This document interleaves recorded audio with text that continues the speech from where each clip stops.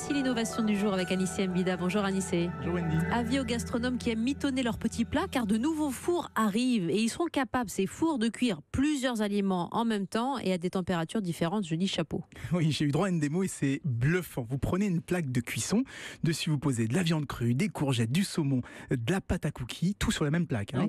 Vous mettez au four et 10 minutes après, tout est cuit à la perfection. 10 minutes, le saumon est juteux, la viande grillée à l'extérieur, tendre à l'intérieur, les cookies croquants et les légumes cuits comme si c'était à la vapeur. Et vous l'avez dit, depuis les fours micro-ondes, il n'y a plus vraiment de nouveautés en matière de cuisson. Et là, je crois qu'on en tient une.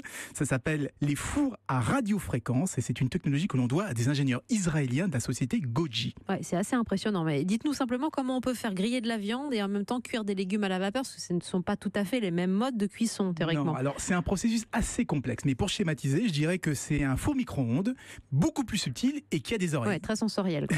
Alors, je m'explique.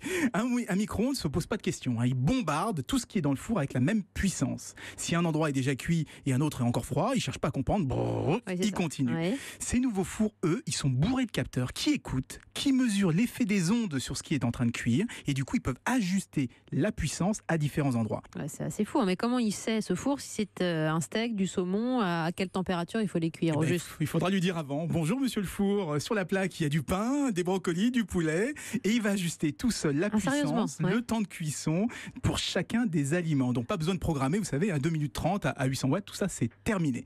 Il y a une autre bonne nouvelle, c'est que ces fours acceptent enfin les plats en métal. Donc on pourra laisser sa pizza dans l'alu ou la petite cuillère dans le bol qu'on veut réchauffer. Et il reste quand même un gros défaut, Wendy, c'est que comme les micro-ondes, il n'y a pas cet effet grillé, vous voyez, sur la peau du poulet ou sur la viande. Donc la technologie sera d'abord utilisée en complément des fours traditionnels pour accélérer la cuisson et garantir que ça sera parfaitement homogène. Ces fours à radiofréquence, quand seront-ils disponibles? Il devrait arriver dans quelques mois, dans les mois qui viennent. Goji, l'inventeur, a revendu sa technologie sous licence aux géants de l'électroménager. Je crois que 1000 devrait être un des premiers à en proposer. Malheureusement, ça sera des modèles très très haut de gamme. On parle de 10 000 euros. 10 000 euros le four. 10 000 ah euros oui, c'est pas pour demain. Dans les... Mais on espère que les prix vont baisser comme toujours. Comme ça, je pourrais tout balancer, tout cru dans une assiette et être sûr que ce soit parfaitement cuit. Je suis nul en cuisine. Merci Anissé Mbida. On se retrouve samedi prochain pour votre chronique Innovation dans Europe 1 Week-end.